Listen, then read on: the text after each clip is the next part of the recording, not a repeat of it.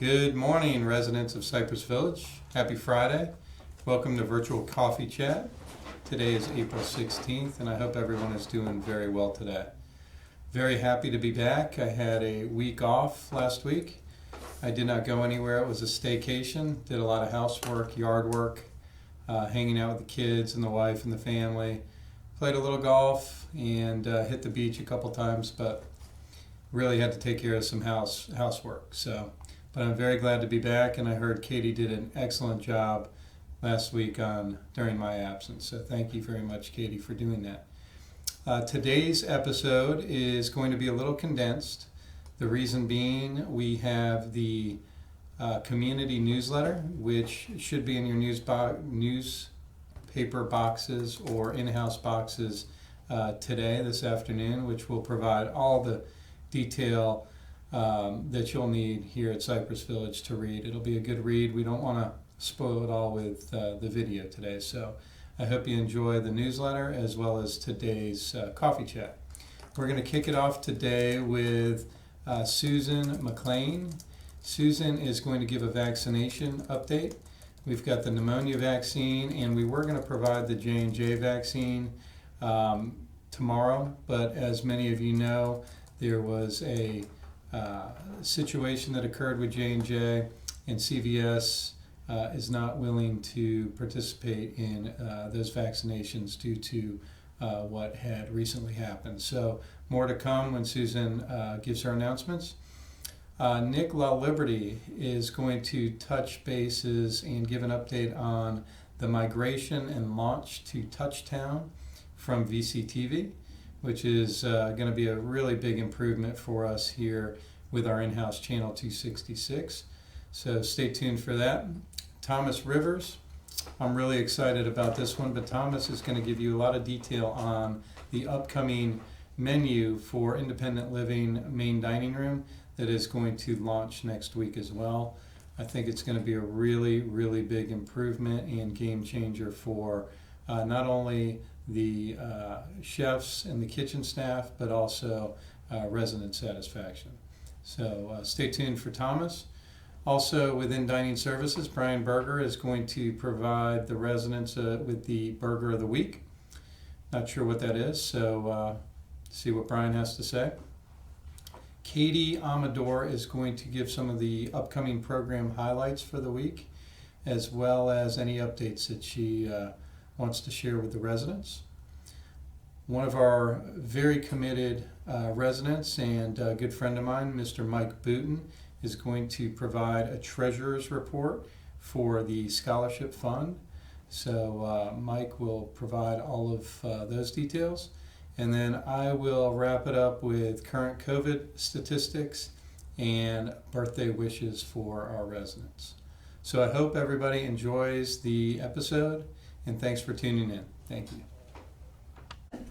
Happy Friday, everybody. It's me again, Susan McLean, the Director of Resident Services. I'm just following up with you today. As you know, Friday, we are having the vaccination clinic. It's taking place right now as I speak down in Egret Hall. If you would like to see if you can get the pneumonia vaccine and you didn't sign up, it's not too late. Just come on down and we can run a check to see if you're eligible for the pneumonia vaccine. The benefits of the pneumonia vaccine is that it's just an extra layer of protection when we go into that cold and flu season. And especially if you had the COVID vaccine, with this on top of it, you're even more covered. And also, I will be rolling out the flu shots, but that won't be until August probably.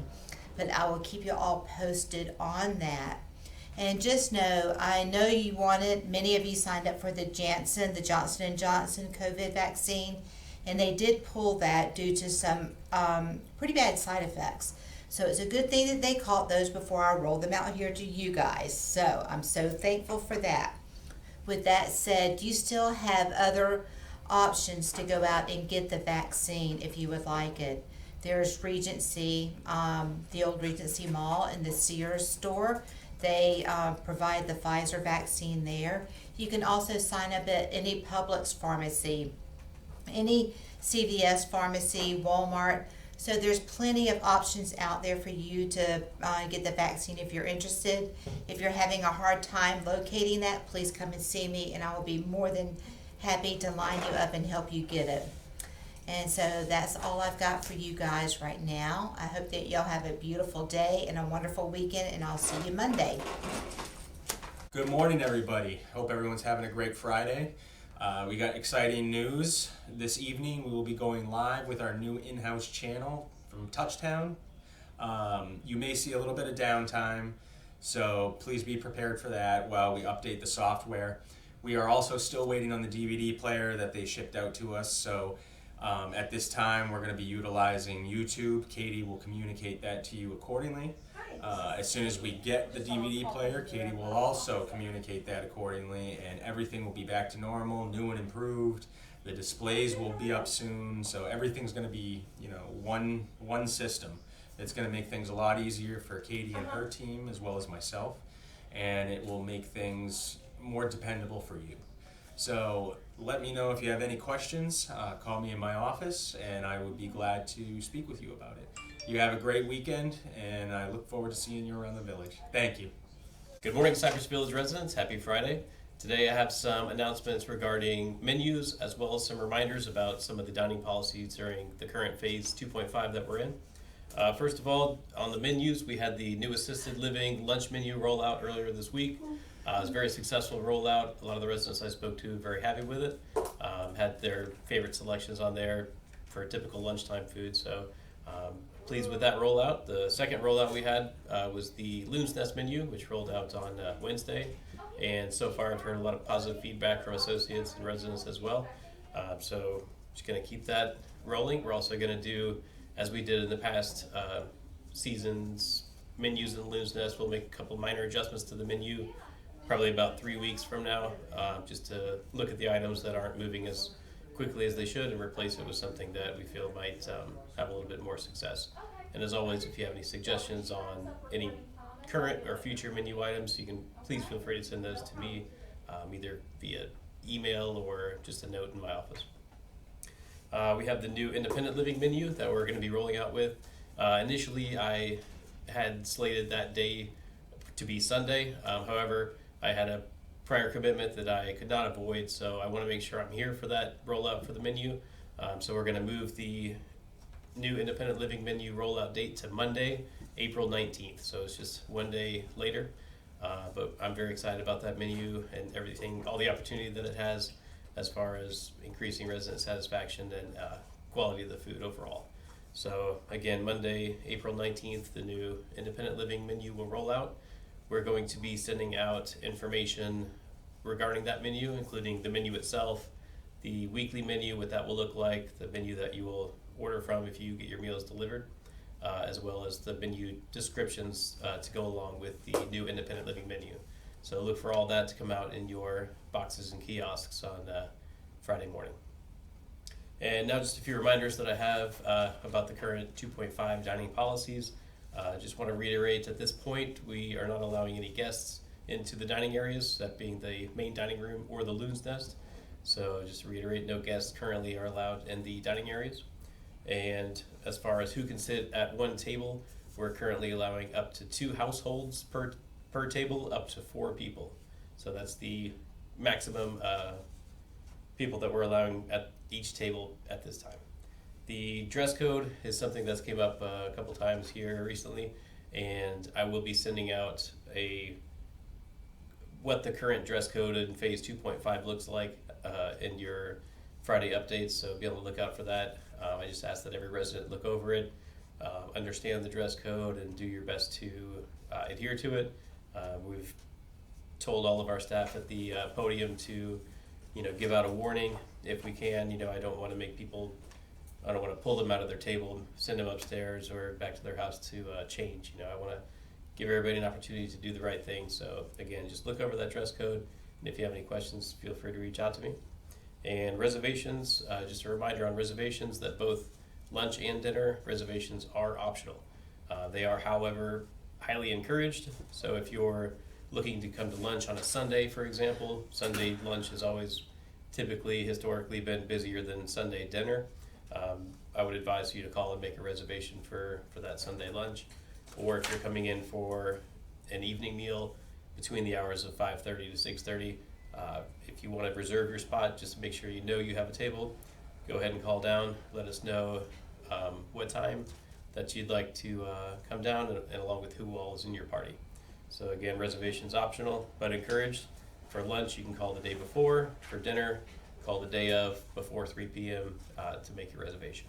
Someone in dining will call you back to confirm or either adjust the time as needed. So those are all the updates I have for today. Again, very excited about this new menu coming out next week. I'll be in the kitchen, obviously, but I'll also make my way out to the dining room to see how everybody feels about the new menu, any thoughts, ideas, suggestions. So look forward to that, and have a great weekend, and I'll see you next week. Good morning, ladies and gentlemen. Welcome to Lou's Nest Bar and Grill on this beautiful Friday morning. We have coming at you the burger of the week for next week. So starting off, we have a butter toasted croissant. On top of that, we have some maple roasted bacon, a 100% all beef patty with American cheese, a fried egg, and some roasted garlic aioli. Have a good day, everyone. Hello, Cypress Village residents, and happy Friday. My name is Katie Amador, and I'm the Director of Community Life Services, here to give you all a few updates for next week. I'm going to begin today with some programs highlights. First, as a reminder, bingo today, Friday the 16th, is canceled in order for us to accommodate the vaccination clinics that are taking place in Egret Hall. So please make a note of that if you've not already. And as another reminder, for this evening at 6:30 p.m., the bus will be going to the Pop Symphony downtown. So if you have tickets and would like to attend, please give us a call and we'll see if we can get you on that list for this evening. On Monday, April 19th at 3 o'clock p.m. in the OMR, we will be playing Norman Lear, Just Another Version of You. And on Tuesday, April 20th at 3:30 p.m. in the OMR, we will be playing Rush, Beyond the Stage. At 7 p.m. the same day, Tuesday, Steve Chapman will be here to perform in Egret Hall. You all can check that performance out live in Egret Hall, or you can watch the live stream on channel 267. And that will also be live streamed to our Facebook, which is www.facebook.com/Cypress Village Retirement. On Wednesday, April 21st at 9:30 a.m., we have a shopping trips to Sprouts Farmers Market. If you'd like to sign up for that, please give us a call. And on the 21st at 3 o'clock p.m., our documentary and discussion film will be The Greatest Events of World War II in Color, episodes 1 and 2. Thursday, April 22nd is Earth Day, so happy early Earth Day to everyone. I hope you all will make it a point to get outdoors on Earth Day, Thursday. And at 2 o'clock p.m. we will have a special showing of The Year Earth Changed, which is a wildlife documentary narrated by fan and resident favorite David Attenborough. So if you'd like to join us for that, please come by the OMR on Earth Day, April 22nd at 2 o'clock p.m. And we will also be playing that the evening before, which is Wednesday, April 21st at 6 o'clock p.m. in the OMR, for those of you who are unable to attend on Thursday. Those are my program's highlights. I also just wanted to quick touch base on a couple of other items that I have. Number one is the issues with the DVDs, or the evening movies that play on Sundays, Tuesdays, and Thursdays. I understand there has been some disruption to that. The movie last night, Thursday, should have played according to plan. We do go live with Touchtown on Friday, so the movie schedule will stay in place. However, there may be some changes to the movies that we play. So although we will be playing movies on Tuesdays, Thursdays, and Sundays, the movies that were listed in the April calendar might change until we receive one piece of equipment that we're waiting for in order to be able to play the DVDs that we have purchased. So with that being said, there will be a a activities weekly update distributed this evening listing any changes for next week in regards to both programs and movies. So please keep an eye out for that and make note to the things that you planned to either attend or tune into. Also, as many of you know, Tiffany was unexpectedly out of the office this week. She was not feeling good, went to the doctor, does not have COVID, but was advised to stay home, get some rest until she felt better. So she will be returning to the office on Monday.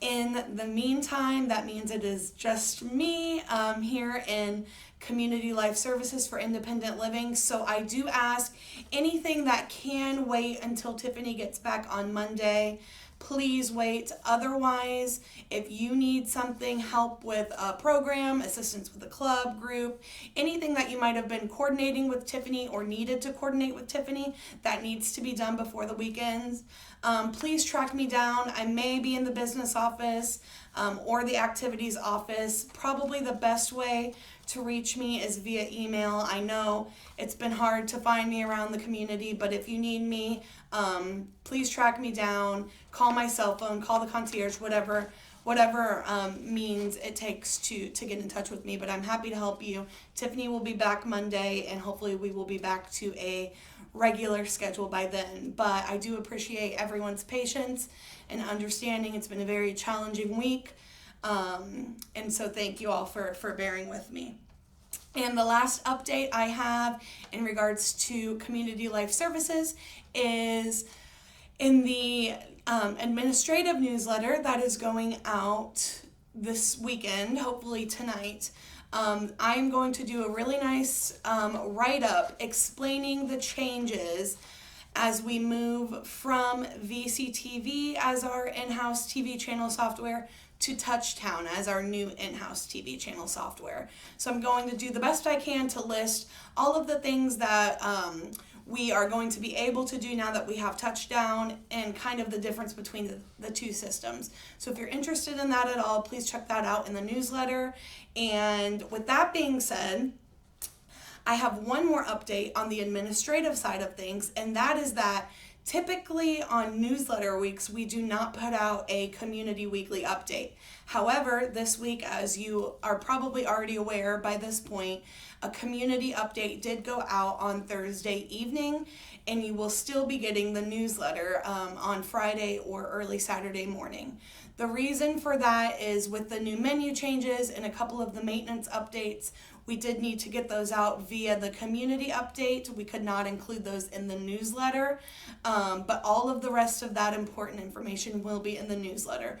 So you will be getting two important updates this week, the community weekly update, which went out last night, as well as the April administrative newsletter, which will go out tonight or early tomorrow morning. So I apologize for bogging you all down with information, paper, and emails, but we did feel it was important to communicate all of the happenings to you all in those ways. As always, if you have any questions, feel free to give me a call or shoot me an email. I hope you all are having a great day and have a wonderful weekend. Thank you. Good morning. It's the beginning of another great day at Cypress Village. I'm Mike Booten, treasurer of the Employee Scholarship Fund. The resident council has designated the month of March and April as our annual fundraising campaign. Last year, we kicked it off at one of the community meetings in person. The COVID-19 virus has changed all that. With the restrictions, you have now learned what virtual messaging is all about, and the coffee chat is one aspect. It's become very popular. One of the problems with this type of communication is the residents cannot ask questions. However, before I came here, one of the residents said, "Could you be as transparent as possible on how the goal was set and where we stand with our campaign today?" And that's what I'm going to do, because the fund it belongs to the community. It belongs to the residents. The only reason that we have the funds to support our employees is thanks to the generosity of the residents. So, currently we have 15 active employees on the scholarship fund. We typically have in the 20s, but COVID probably has cut that back some too. So the bylaws establish a maximum of $5,000 per student per year to defer the cost of tuition, books, and fees. And so that calculates out to what our goal is, $75,000. Now the goal this year was the same as last year. Unfortunately, last year we fell short of the goal by a bunch. We took in $52,000 during the campaign, but our disbursements for the year were $73,000. So now what we did was we calculated what the average donation would be to meet our goal. And that turns out to be $300. And interestingly enough, we are currently at $48,000, 162 donations, but the results would be a little bit skewed. We're sitting at $296 as an average, but the top 10 donors were very generous and donated a total of $16,000. So now let me break down what the actual donations are as the resident had requested. So when you look at the total households at Cypress Village, there'd be 489. That's a combination of the apartments and the houses. And with 162 donations, that comes out to a participation of 33%. If you break down that number a little further, you could go to the apartments, and what we have for the apartments is, let's see. Okay. There are 103 donations, but at the present time, there are 219 occupied apartments, which gives a participation rate of 47%. For the houses, there are 270 occupied houses. 9 are either being rented or on the market for sale. There's been 59 donations from the houses, so that participation rate is at 22%. Now, building a strong foundation for the ladder of success definitely requires the participation of the residents and their generosity. This program has been in existence since February of 2003, uninterrupted all the years, and the residents have supported many, many employees. So we're asking once again to step up and help us out here to meet our goal. Thank you very much and have a fantastic day. All right, I'm back. COVID statistics. This is going to be very positive and very short and brief. I am very, very happy to report that we have 0 COVID cases with our employee base as well as all of our residents. We have no confirmed cases to report. That is excellent, excellent news. The positivity rate within Duval County is still remaining under 4%. It did tick up a couple basis points, but it's still, I think, around 3.7 to 3.9%. So we're still under that 4% threshold, which means a very big milestone for us here at Cypress Village. We don't have to test every week now. We can test 1 time per month. So that's a huge, huge help to us and the staff that have been performing the testing. Also, the Phase 3, we are going to be stepping forward out of Phase 2.5 into Phase 3. We're actually going to categorize Phase 3 as 3A because there's going to be a 3A and a 3B. We're not going to jump 100% into the last phase of reopening. There's going to be probably 1, if not 2 stepping stones before we get to 100% back to reopen. So within 3A, a lot of the details will be provided on the community update, but just some quick highlights that are going to be referenced in this next step. 1 is going to be visitation. We are going to be loosening up some of the visitation requirements that we currently have. Dining services, you're going to be able to dine with additional households or more residents. Also, the bar, we're going to reopen the bar 100%. All bar stools will be in place. You can order food and a beverage at the bar, not just one or the other. And last but not least, the sales and marketing. We are going to allow prospects to come into the building in one distinct location. They will obviously have to be screened and masked, but once they're in, they can hear the information that we provide, and then will be asked to reschedule for a personal tour if they're interested at that time. I am also really pleased on the sales front to announce that Cypress Village was #1 in the Life Plan Peak portfolio of 13 communities. We were first in the number of sales and also total sales dollars for Q1 2021. So that is great news to our residents who will have new neighbors. Also great news to our owners and managers. So congratulations to the sales team and all those involved. One other piece that is going to change is also the screening. I'm not going to get into too much of that detail on this episode, but please take a look at that within the newsletter and also the community update. And next week we'll delve a little bit deeper into that since it's still 2 weeks away. The target date for Phase 3A will be April 29th. So with that, residents of Cypress Village, I hope you have a nice Friday and a great weekend. And I'm going to roll into birthdays. I believe we have a few birthdays today, April 16th. Mr. David Ball, happy birthday, David. Mr. Philip Meadows, new resident, is here on the 16th as well. Judy Alger is today also. Judy, happy birthday to you. We have no birthdays on the 17th, but on the 18th we've got Miss Barbara Freeman and Mr. David Williams. So happy birthday to you two. On the 19th, Charlie Deers. Buddy Charlie, happy birthday to you. And on the 20th, we've got Oot Worth and Julie Moon. Happy birthday, ladies. And on the 21st, we've got Mr. Robert Price and Mr. Albert Cox. Happy birthday to you two. And last but not least, Miss Joan Berry on the 22nd. Happy birthday, Joan.